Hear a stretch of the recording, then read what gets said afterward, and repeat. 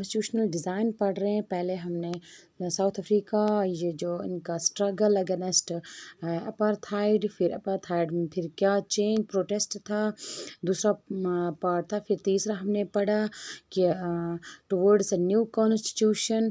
और आज हम पढ़ेंगे why do we need a constitution, कि हमें कॉन्स्टिट्यूशन की ज़रूरत क्यों होती है। एक सोसाइटी में, एक मुल्क में कॉन्स्टिट्यूशन की ज़रूरत क्यों होती है। Conclusion from south Africa. अगर हम देखेंगे साउथ अफ्रीका के बारे में पढ़ा है हमने टुवर्ड्स अ न्यू कॉन्स्टिट्यूशन। जब हम पढ़ते हैं तो फिर आफ्टर ऑल वहाँ पर क्या होता है, जब नेल्सन मंडेला को फ्री किया जाता है, जब उनको आज़ादी मिलती है, तो फिर उन्होंने क्या किया, नेल्सन मंडेला का क्या व्यू पॉइंट था उनके कॉन्स्टिट्यूशन के बनाने के टाइम, यही था कि हमें अगर वाइट वालों ने जुल्म किया, हमारे साथ गलत बर्ताव किया, तो हमें उस चीज़ को फारगू बुलाकर एक साथ बैठकर मिलकर एक कॉन्स्टिट्यूशन को कायम करना चाहिए, जिससे ये हो जाएगा कि हमारे मुल्क में एक अच्छी बेहतरीन कॉन्स्टिट्यूशन बनेगी। जब हम एक साथ सारे डाइवर्सिस ऑफ द पीपल, जो हम हर किस्म, हर कुंबे के लोग, हर किस्म के लोग, हर मज़हब के लोग एक साथ बैठेंगे, मिलेंगे, फिर डिसीजन लेंगे कि किस टाइप का कॉन्स्टिट्यूशन हमें होना चाहिए। तो हमारे कॉन्स्टिट्यूशन में कोई भेदभाव नहीं रहना चाहिए। तो उस नतीजे को देखकर यही कंक्लूजन मिला कि साउथ अफ्रीका में फिर बेहतरीन कॉन्स्टिट्यूशन इस लिहाज से बनी कि जब सारे लोग जमा हो गए, जब सारे लोग किसी भी डिस्क्रिमिनेशन को लेकर नहीं, हर एक डिस्क्रिमिनेशन को छोड़कर, फॉरगेट करके, उसे ख़त्म करके एक साथ मिलजुल कर बैठ के उन्होंने जब कॉन्स्टिट्यूशन बनाया तो एक बेहतरीन कॉन्स्टिट्यूशन वजूद में आया। तो हम देखेंगे need for rules in football same is for country also. तो अगर हम यहाँ पर देखेंगे ये यहाँ पर ये तो कहते हैं कि जब हम कोई फ़ुटबॉल खेलते हैं, अगर हम कोई बॉल खेलेंगे, चाहे वॉलीबॉल, फुटबॉल या बैट बॉल, हम अगर वहाँ पर रूल्स का इख्तियार नहीं करेंगे तो कोई गेम ही नहीं दिखेगी, वो ऐसे ही हम बॉल इधर उधर का फेंकेंगे। लेकिन जब हम रूल्स बनाते हैं, तब हमें पता चलता है कि किस दायरे के अंदर, किस लाइन के अंदर हमें खेलना चाहिए और किस लॉ के अंडर हमें खेलना है और किस तरीके से खेलना है। यही फ़र्क मुल्क के लिए भी ऐसा ही कुछ होता है। तो हम देखेंगे कॉन्स्टिट्यूशन क्या है। Constitution is a set of written rules that are accepted by all people in the country. तो कॉन्स्टिट्यूशन एक सेट होता है, रूल्स का एक लॉज का सेट होता है जिससे लोग एक्सेप्ट करते हैं मुल्क में। कॉन्स्टिट्यूशन क्या होता है? कॉन्स्टिट्यूशन एक रूल्स का बना हुआ एक घर जैसे होता है, एक घर बना होता है रूल्स का, जिससे लोग खुशी से अपनाते हैं, जिससे लोगों को अपनाना पड़ता भी और लोग अपनाते हैं उससे खुशी से अपने मुल्क में, मतलब लोग उसे अपनाते हैं, उसी को कॉन्स्टिट्यूशन बोलते हैं। Constitution is a set of written rules, जो कि लिखे हुए रूल्स। हमारे कॉन्स्टिट्यूशन में लिखा हुआ होता है सब कुछ कि कौन सा लॉ किस चीज़ के लिए बनाया गया है, तो उसी को जिससे लोग फिर अपनाते हैं मुल्क में, उसी को हम कॉन्स्टिट्यूशन कहते हैं, जिसमें रिटन रूल्स होते हैं, लिखकर होते हैं। तो फिर हमने ये पढ़ा कि हमें ज़रूरत क्यों होती है कॉन्स्टिट्यूशन की, इसलिए कि हमारे मुल्क में बेहतरी आ जाए और हमारे मुल्क में रूल्स एंड रेगुलेशंस के अंदर लोग चलें, न कि एक दूसरे पर जुल्म करे। एक पैसा वाला आए तो ये कहे कि मैं इससे बड़ा हूँ, इससे अपर हूँ, तो वो मुझसे छोटा है। उस चीज़ को लेकर हमारे कॉन्स्टिट्यूशन की ज़रूरत पड़ती है, जिसमें रिटन रूल्स होते हैं, तो लोगों को अपनाने पड़ते हैं खुशी से अपने मुल्क के लिए। तो दूसरा पॉइंट हम देखेंगे अब, what does a constitution do. Constitution क्या करता है? अगर हम कॉन्स्टिट्यूशन को बनाते हैं तो किस लिए बनाते हैं? तो कॉन्स्टिट्यूशन क्या करती है? It generates a degree of trust and coordination that is necessary for diverse groups to live together। तो कॉन्स्टिट्यूशन, आप यहाँ पर देखिए, आप degree of trust and coordination, इसका मतलब यही हुआ कि कॉन्स्टिट्यूशन क्या करती है, ये जनरेट करती है लोगों में एक ट्रस्ट का बीज बोते, एक ट्रस्ट कायम करती है कि जिससे हर किस्म के लोग, हर कम्बे के लोग, हर ऊंच नीच, हर कोई इंसान मिलजुल कर रहता है, जिसमें एक ट्रस्ट बनता है एंड कोऑर्डिनेशन, कोऑपरेशन और भरोसा।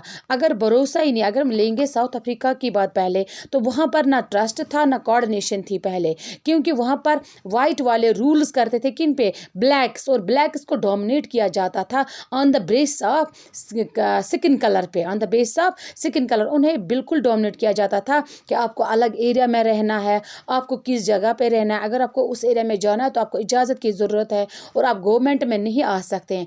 लेकिन जब कहते हैं, जब कॉन्स्टिट्यूशन बनता है, जब एक रिटन लॉज बनते हैं, तो उसी से वो क्या करते हैं, वो लोगों में ट्रस्ट कायम करते हैं। एक कोऑर्डिनेशन हुआ, कोऑपरेशन, यकजहती जिसको हम बोलते हैं, कोऑपरेशन और भरोसा, कि लोग ये सोचने पे मजबूर नहीं होते कि ब्लैक हमारे ऊपर जुल्म करेंगे या वाइट अगर गवर्नमेंट में आएंगे, अगर वाइट वालों के पास हुकूमत आएगी तो वो हमारे ऊपर रूल्स करेंगे। नहीं, बल्कि लोग इस चीज़ को देखते हैं कि नहीं, अगर हमने कॉन्स्टिट्यूशन हम बनाएंगे, मिलजुल कर बनाएंगे, एक दूसरे के राय जान कर बनाएंगे, तो हमारे बीच ट्रस्ट एंड कोऑर्डिनेशन होगा और हम हर किस्म के लोग, हर varieties of people live together, रहेंगे एक साथ, तो वहाँ पर कोई भी भेदभाव नहीं होगा।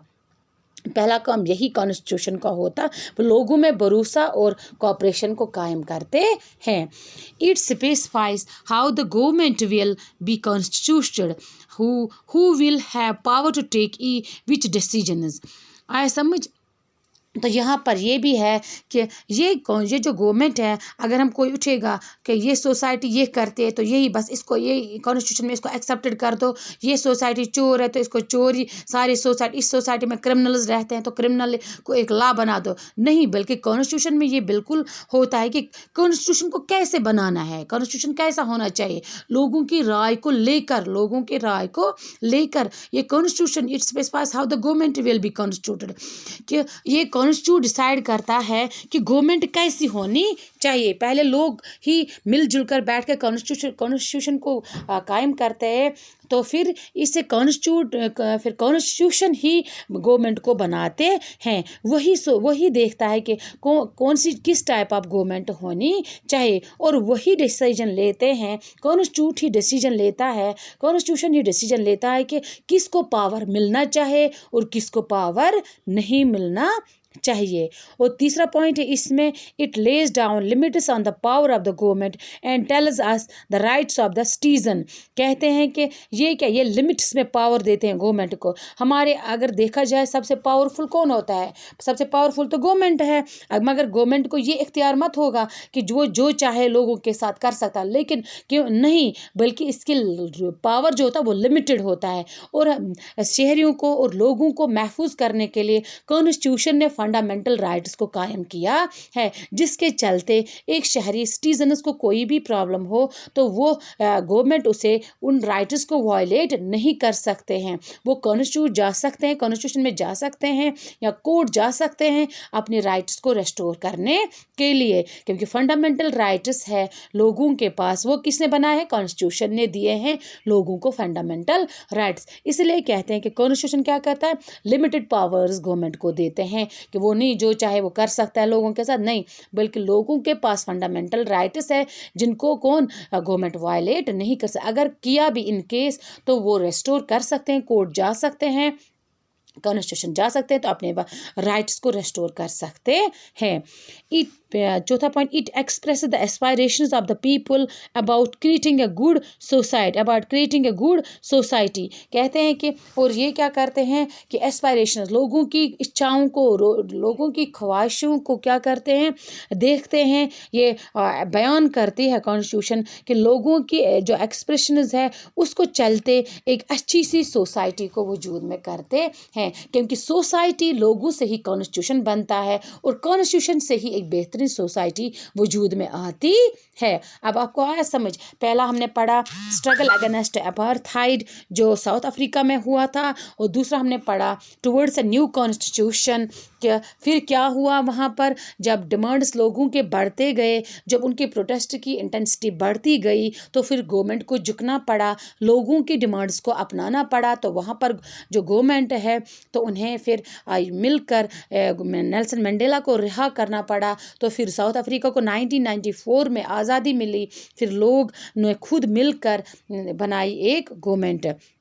उसके बाद हमने पढ़ा कॉन्स्टिट्यूशन के बारे में। तो अब आप ये देख सकते हैं, आगे कल हम बढ़ेंगे इंशाल्लाह। अल्लाह ब्लेस यू।